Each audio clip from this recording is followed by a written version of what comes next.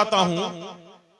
एक अल्लाह के वली बुजुर्ग हैं, उनकी बारगाह में उनका एक मुरीद हाजिर होता है और हो करके वो पूछता है, हुजूर बहुत जबरदस्त मुश्किलों का सामना है मुझे, कमाई अच्छी खासी होती है लेकिन घर में बरकत नहीं होती है, बीमारियों से छुटकारा नहीं पाता हूं, दिन रात परेशान हूं, कभी सुकून मयसर नहीं होता। बेआइन ही यही हाल आज हमारा भी है। सब कुछ रहते हुए सुकून और चैन नहीं है, करार नहीं है। उन्होंने पूछा तो उस अल्लाह के वली ने अपने मुरीद से सवाल किया, कहा बेटा बताओ तुम्हारा घर रास्ते पर है? कहा हां हुजूर मेरा घर रास्ते पर है। आपने फरमाया कि फिर अपने दरवाजे पे एक पर्दा लगा दो। मुरीद गया और जा करके उसने अपने घर के दरवाजे पे पर्दा लगा दिया। पर्दा लगाना था, चंद दिनों में उसके घर की हालत बदल गई। अब घर की मुसीबतें दूर हो गई हैं, बरकतें ही बरकतें हैं, बड़ा सुकून और करार अब मैसर हो गया है। बुजुर्ग की बारगाह में पहुंच करके उस मुरीद ने बड़ी हैरत से पूछा, का हुजूर आपने घर के दरवाजे पे पर्दा लगाने का हुक्म दिया, मैंने पर्दा लगा दिया, मगर पर्दे के पीछे कौन सा राज पिन्हा था ये समझ में नहीं आया। उस पर्दे की वजह से मेरे घर की हालत कैसे तब्दील हो गई? तो उस अल्लाह के वली ने इरशाद फरमाया कि बेटा तुम्हारा घर रास्ते पर था, उस रास्ते से कुछ बेनमाजी लोग गुजरते थे और उनकी नजर तुम्हारे घर के अंदर पड़ जाती थी, इसकी वजह से तुम्हारे घर की बरकत चली जाती थी। अंदाजा लगाइए आप, कोई बेनमाजी किसी घर के अंदर अगर नजर डाल दे तो उसके घर की बरकत उड़ जाए, उसके घर में मुसीबतें आ जाएं। अब जिस घर में सरापा बेनमाजी सुबह 8 बजे तक सो रहा है, फजर की नमाज चली गई, कोई परवाह नहीं, ईशा के वक्त भी बगैर नमाज ईशा पढ़े हुए सो गया, उसको कोई परवाह नहीं। बताइए उसके घर में मुसीबतें आएंगी या नहीं आएंगी? बिलाशुबहा वो परेशान रहेगा। हजार तावीजें लिखवा ले इमाम से, आलिम दीन से, मगर उनको कभी भी सुकून नहीं मिलेगा। उसकी वजह क्या है? उसकी वजह यह है कि उसने अल्लाह और उसके रसूल को नाराज कर रखा है। हदीस पाक में मेरे आका ने इरशाद फरमाया, कुर्रतु ऐनी फिस्सलाह, मेरी आंखों की ठंडक नमाज में है। तुम नमाज पढ़ते हो, मुझको सुरूर मिलता है, माशाअल्लाह, मुझको करार मिलता है, मुझको चैन मिलता है।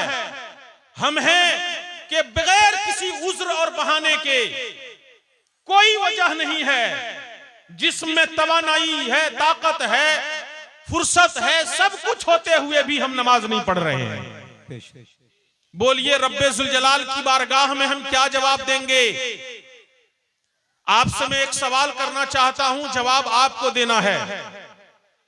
अगर मैं आपको कोई तोहफा पेश करूं और आज आप उस तोहफे की नाकदरी करें, आप उस तोहफे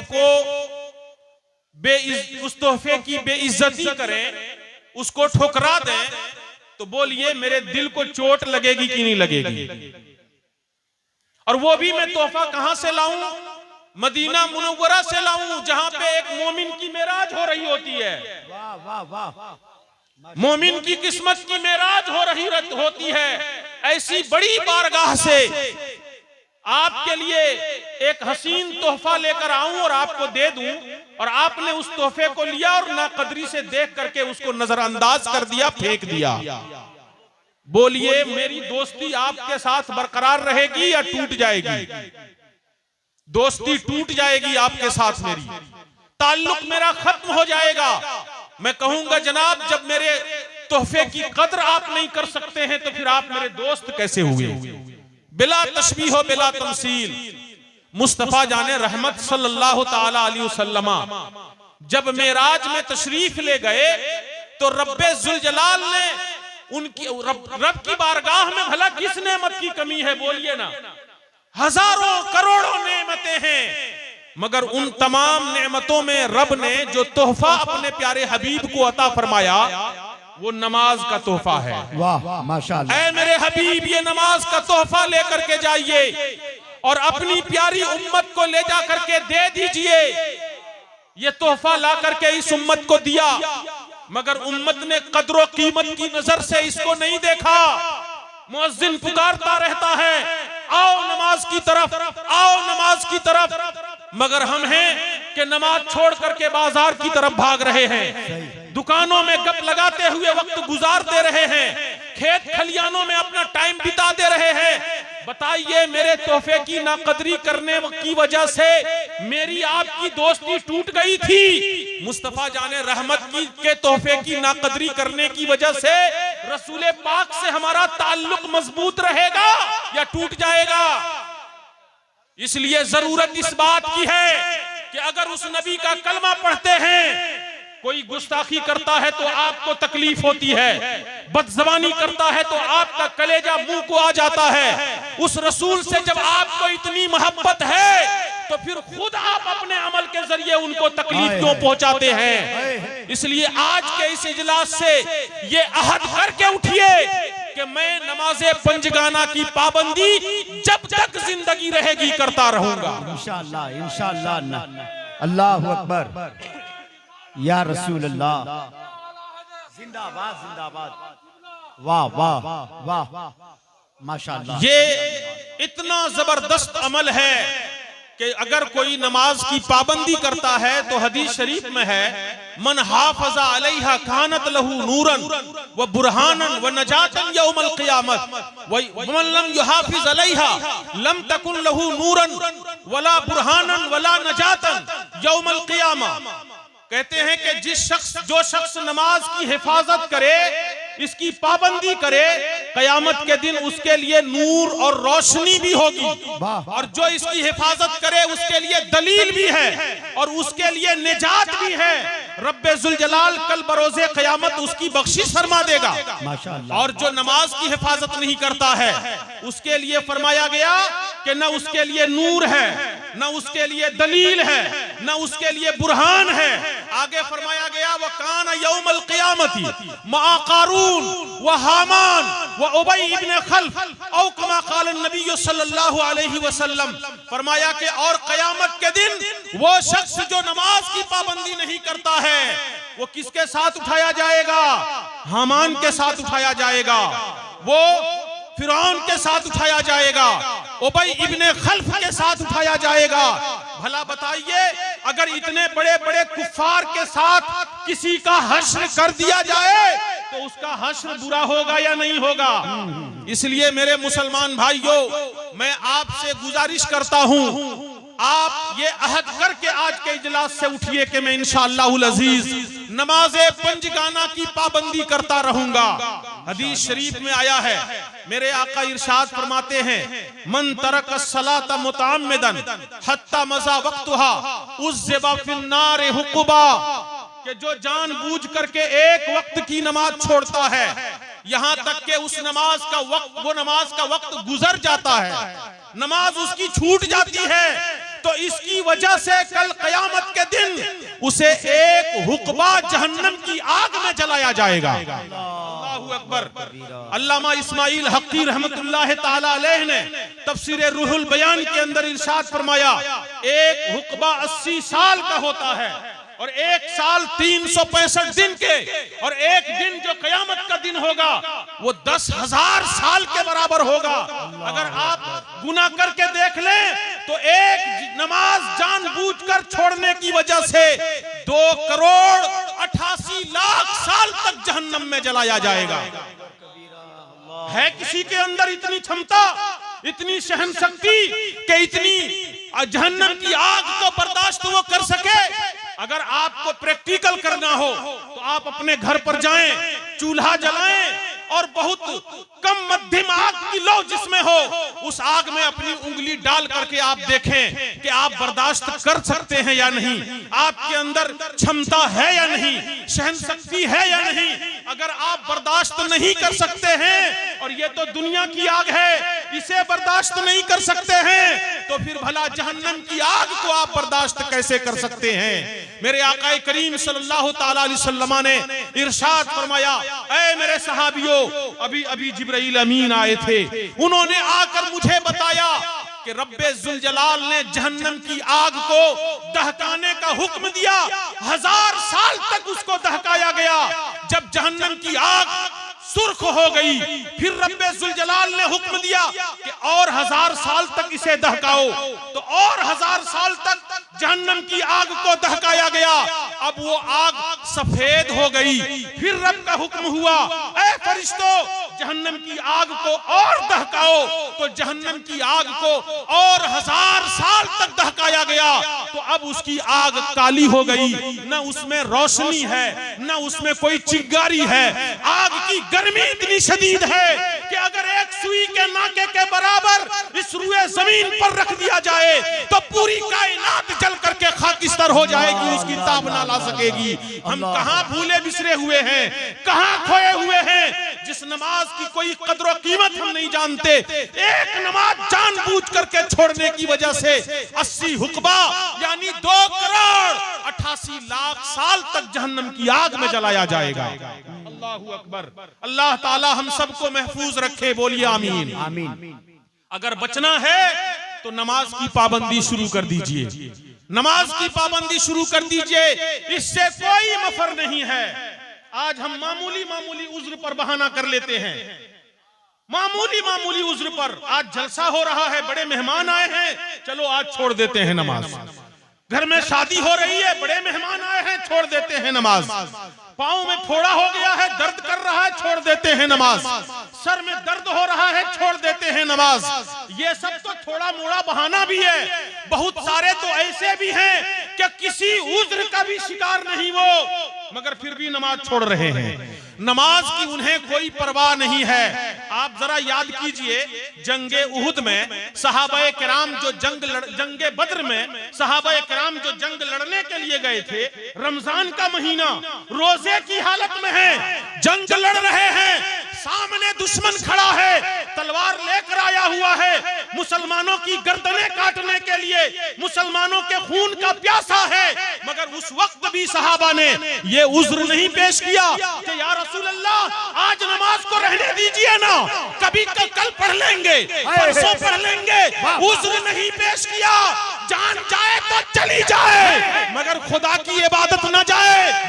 कुर्बान होने के लिए मैदाने कारजार में आए भी थे तो इसीलिए आए थे कि नमाज की हिफाजत हो। अगर नमाज ही नहीं बचेगी तो जान दे करके फिर क्या होगा। नाराए तकबीर, नाराए रिसालत, अहमियत नमाज, फजीलत नमाज, मुफ्ती साहब किबला। वाह वाह, माशाअल्लाह। नमाज की पाबंदी जरूरी है। आज मस्जिदें वीरान हैं और यही नतीजा है। इसी के नतीजे में हम जलीलो खार हो रहे हैं, पस्ती की तरफ जा रहे हैं। अगर आपने नमाज की पाबंदी शुरू कर दी तो इंशाअल्लाहुल अजीज यहाँ भी कामयाब रहेंगे और वहां भी कामयाब रहेंगे। दुरूद पाक पढ़ें, अल्लाहुम्मा सल्ली अला सय्यिदिना व मौलाना मुहम्मदिन मादिनिल जूद व सल्लिम सलातन व सलामुन अलैका या रसूल अल्लाह सल्लल्लाहु तआला अलैहि वसल्लम। अल्लाह का बेपनाह करम है, एहसान है। मैं ये सोच रहा था नमाज के मौजू पर गुफ्तगू करने से पहले, क्योंकि बाज जलसों में इसका सामना करना पड़ा है। लोग बड़ा खुश्क मौजू समझते हैं नमाज को कि ये मौलाना तो मस्जिद की तकरीर लेकर के आ गया, और ऐसे मौजूआत को लोग सुनना नहीं चाहते हैं। लेकिन जो ठाठे मारता हुआ मजमा है, मैंने ये सोचा कि जब सिमरा मोड़ के मुसलमानों ने इतनी खतीर रकम खर्च करके उलमा शोरा को जमा किया है तो एक खास पैगाम जाना चाहिए, ताकि उसके जरिए से लोग अपनी आखिरत को संवार सके, बना सके। हदीस पाक में मेरे आका ने इरशाद फरमाया है, मन तरक सलाता मुतअम्मिदन कुतिबस्मुहु अला बाबिन नार। जो नमाज को जानबूझ करके छोड़ देता है उसका नाम जहन्नम के दरवाजे पर लिख दिया जाता है, जहन्नम के दरवाजे पर उसका नाम लिख दिया जाता है। हम कहां खोए हुए हैं? नमाजें हमारी जा रही हैं, हमारा नाम जहन्नम के दरवाजे पे लिखा जा रहा है। कौन मुसलमान भला होगा जो ये ये चाहेगा कि मेरा नाम जहन्नम के दरवाजे पे लिखा जाए? कोई नहीं चाहेगा। हर किसी को यही आरज़ू है, जन्नत में मैं जाऊंगा, जन्नत में मैं जाऊंगा। अगर ख्वाहिश यही है तो फिर रब की फरमाबरदारी और इबादत करना शुरू कर दीजिए, वरना याद रखिए मुकाशफतुल कुलूब के अंदर हजरत इमाम गजाली रहमतुल्लाह ताला अलैह ने एक रिवायत नकल फरमाई है। हजरत मूसा अलैहिस्सलाम के जमाने में एक औरत, फाहिशा औरत उनकी बारगाह में पहुंची, रोती बिलकती गिड़गिड़ाती हुई, ऐ अल्लाह के कलीम, मुझसे बहुत बड़ी गलती हो गई है, मैं तौबा करने के लिए आई हूँ, आप खुदा से दुआ कराएं, दुआ कर दें, सिफारिश कर दें ताकि रब मेरी तौबा को कबूल कर ले। हजरत मूसा कलीमुल्लाह ने पूछा, भला बताओ तो तुमने कौन सा जुर्म किया है, कौन सी गलती तुमने की है? वो खातून कहती है, हुजूर मत पूछिए, बहुत बड़ा पाप मुझसे हुआ है। कहा बताओ तो सही। कहा एक दूसरे मर्द से मैंने सोहबत की और उसके नतीजे में मेरे पेट में बच्चा पला, नाजायज बच्चा समाज में लेकर आने के डर से जब बच्चा पैदा हुआ तो मैंने उसका गला दबाकर उसकी जान ले ली ताकि मेरी इज्जत बनी रह जाए, लोग मुझे बुरा ना समझें। हुजूर जब से मुझे एहसास हुआ है बहुत ज्यादा शर्मसार हूँ, मैं तौबा करना चाहती हूँ। हजरत मूसा अलैहिस्सलाम जलाल में आ गए, बड़े जलाली पैगंबर थे। जब जलाल में आते थे तो आपके सर के ऊपर एक गज तक चिंगारियां उड़ने लगती थी। मूसा अलैहिस्सलाम जलाल में आ गए और फरमाने लगे, भाग जाओ मेरी बारगाह से, कहीं तुम्हारे ऊपर अल्लाह का अजाब ना उतर जाए और उस अजाब के चपेट में मैं भी ना आ जाऊं, इसलिए तू नजर ना आना, चला जा, चली जा। वो औरत बारगाह मूसा अलैहिस्सलाम से निकल गई, रोती बिलकती जमीन की खाक उठाकर सर पे डालती जा रही है। अल्लाह रब्बे जुल जलाल ने हजरत मूसा अलैहिस्सलाम की बारगाह में जिब्राइल अमीन को भेजा, ए जिब्राइल जाओ मेरे कलीम को जाकर ये पैगाम दो। ए कलीम, तूने उसे क्यों भगा दिया, तौबा क्यों नहीं करने दिया? हजरत कलीमुल्लाह ने कहा, परवरदिगारा भला इससे बड़ा पापी दुनिया में कौन हो सकता है, इसलिए मैंने भगा दिया कि कहीं तेरे इताब का शिकार और अजाब का शिकार मैं खुद ना बन जाऊं।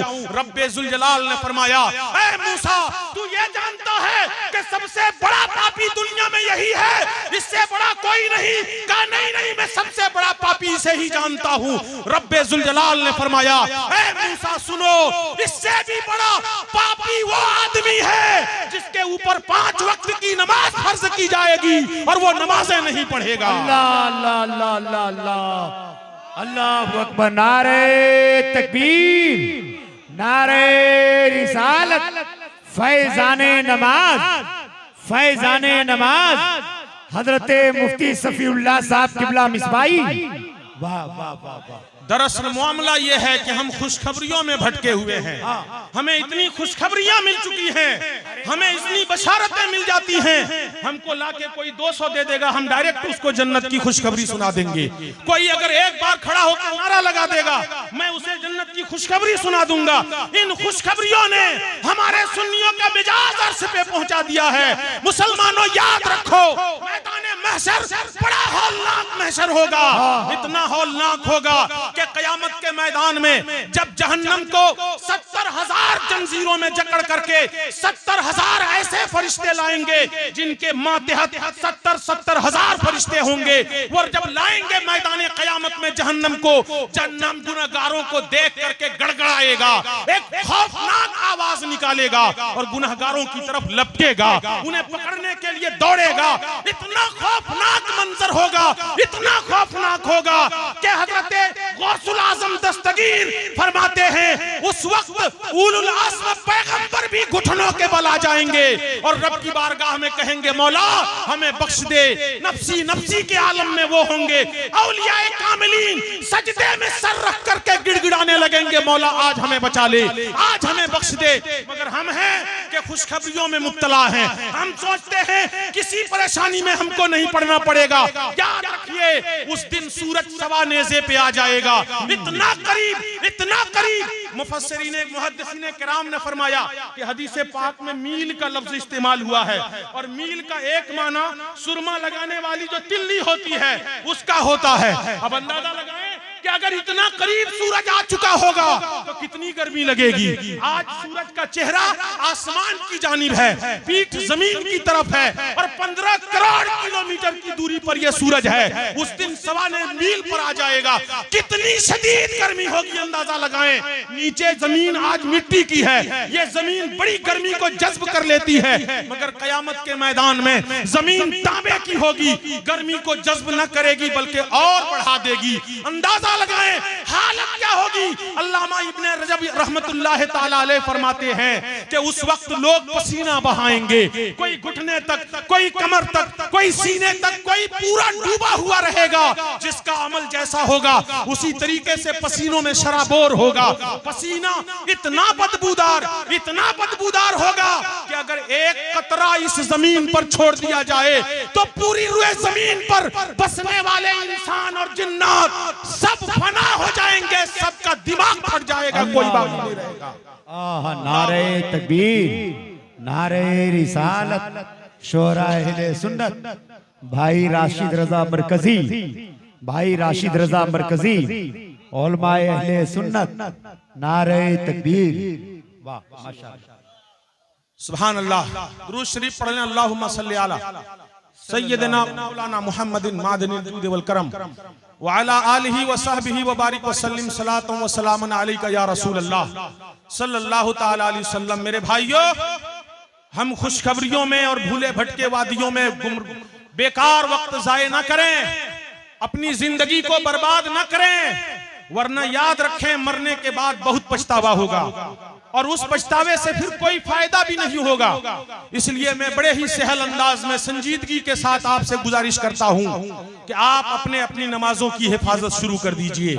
इमाम आपने रखा है, तनख्वाह देते हैं, मुअज्जिन आपने रखा है, तनख्वाह देते हैं, फिर आप नमाज क्यों नहीं पढ़ते हैं? मस्जिदें आपने बनाई है खतीर रकम से, फिर नमाज क्यों नहीं पढ़ते हैं? कल क़यामत के दिन यही मस्जिदें हमारे लिए गवाह बनकर के खड़ी हो जाएंगी। मौला, इसने बनाया तो था मगर मुझे आबाद करने के लिए आता नहीं था, मुझे वीरान कर छोड़ा था। रब्बे ज़ुल जलाल की बारगाह में हमें पकड़ लिया जाएगा।